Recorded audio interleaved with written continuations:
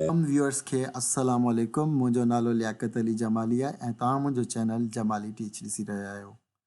दोस्तो, अॼु हिन वीडियो ठाहिण जो मक़सदु तव्हांखे चाइनीज़ गवर्नमेंट स्कॉलरशिप जे बारे में ॿुधाइणो आहे ऐं तव्हांखे इहो ॿुधाइणो आहे त तव्हांखे कहिड़ी यूनिवर्सिटी सिलेक्ट करणी आहे ऐं कहिड़ो प्रोग्राम सिलेक्ट करणो आहे पंहिंजे इंट्रस्ट जे मुताबिक़। ऐं मुंहिंजी हिकिड़ी गुज़ारिश आहे, बराए महिरबानी मुंहिंजे चैनल खे वधि में वधि सब्सक्राइब कयो, शेयर कयो, लाइक कयो ऐं हा, कमेंट ज़रूरु कंदा। जीअं कमेंट कंदा त मूंखे ख़बर पवंदी तव्हांखे फ्यूचर में कहिड़ी वीडियोस खपनि। ठीकु आहे, त अचो ॾिसूं यूनिवर्सिटीज़ ऐं प्रोग्राम्स। ठीकु आहे, कैंपस china.org हीअ हिकु ऑफिशियल वेबसाइट आहे चाइनीज़ गवर्नमेंट स्कॉलरशिप जे तरफ़ां। ठीकु आहे, असां हिन ते क्लिक कंदासीं यूनिवर्सिटीज़ एंड प्रोग्राम्स ते। दोस्तो, तव्हांखे ख़बर आहे चाइना दुनिया जो पॉपुलेटेड कंट्री आहे, त हिन जा प्रोविंसिस बि काफ़ी घणा आहिनि। काफ़ी तव्हां ॿुधा न हूंदा बेजिंग या चौंचिंग या गोंगजो खां अलावा। ठीकु आहे, त तव्हां जीअं फ़र्ज़ु कयो बेजिंग में अप्लाई करणु चाहियो था त बेजिंग ते तव्हां क्लिक कयो।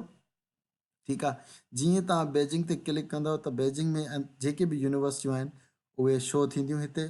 फॉर एग्ज़ाम्पल, मूंखे बिहांग में अप्लाई करिणो आहे, बिहांग ते क्लिक कंदव त जीअं बिहांग ते क्लिक कंदव त तव्हांखे पूरी डिटेल्स मिली वेंदी त बिहांग कहिड़ा कहिड़ा बैचलर्स प्रोग्राम ऑफर करे थी ऐं उन खां अलावा मास्टर्स प्रोग्राम।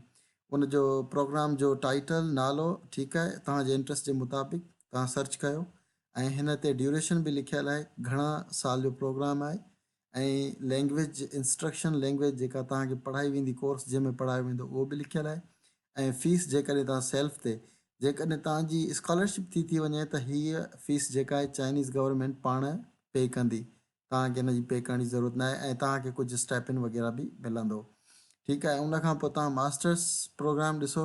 मास्टर्स तव्हांखे कहिड़ा प्रोग्राम ऑफर कया था वञनि ऐं उनजी ड्यूरेशन ऐं इंस्ट्रक्शन लैंग्वेज कहिड़ी आहे। ठीकु आहे, ही सेल्फ जी फीस बि आहे जेकॾहिं तव्हां सेल्फ ते अप्लाई करणु चाहियो था। डॉक्टरल प्रोग्राम्स PhD हूंदा आहिनि, तव्हांखे ख़बर आहे। ऐं नॉन डिग्री में लैंग्वेज प्रोग्राम ईंदा आहिनि।